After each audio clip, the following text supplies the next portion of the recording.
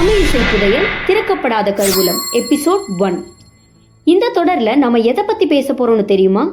ஆதி மனிதன் குகையில கண்டுபிடிச்ச இசையில தொடங்கி மூவேந்தர்களான சேர சோழ பாண்டிய மன்னர்கள் எப்படி கலையையும் இசையையும் வளர்த்தாங்க, அவங்க காலத்துல இசை எப்படி இருந்துச்சுங்கிற அந்த பிரம்மாண்டமான வரலாறு தான் நாம தோண்டி எடுக்க போறோம். ஆனா அந்த வரலாறுக்குள்ள போறதுக்கு முன்னாடி ஒரு சின்ன விஷயம். வரலாறு அப்படின்னாலே கிமு கிபி அப்படின்னு தானே நம்ம வருஷங்களை சொல்ல போகிறோம். அப்போ கிமுனா என்ன, கிபினா என்ன அப்படிங்கிறத முதல்ல தெரிஞ்சுக்கோங்க.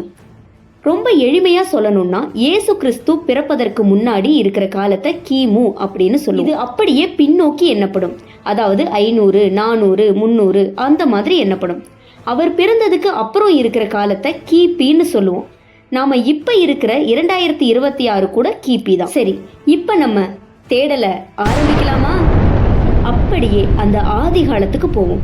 கற்பனை பண்ணி பாருங்க, ஒரு பெரிய மலை குகையில ஒரு ஆதி மனிதன் அமைதியா உட்கார்ந்துருக்கான். அவனுக்கு தெரிஞ்சதெல்லாம் பசி பயம் மட்டும்தான். ஆனா அந்த தனிமையில இயற்கையோட சத்தங்களை அவன் கவனிக்க ஆரம்பிக்கிறான். அப்போ குகைக்கு வெளியே பலமான காத்து வீசுது.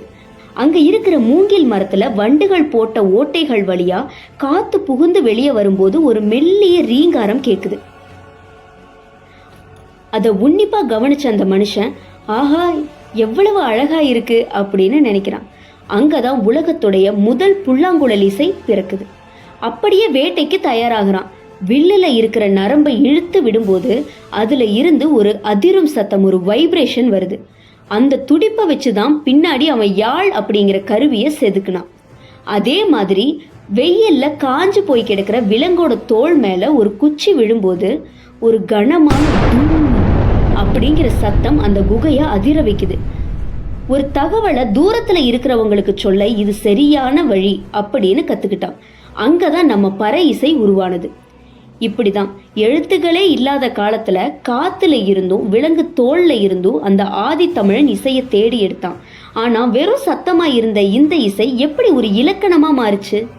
அந்த ஆதி மனிதனோட இசைக்கும் நாம இன்னைக்கு படிக்கிற தொல்காப்பியத்துக்கும் என்ன சம்பந்தம்?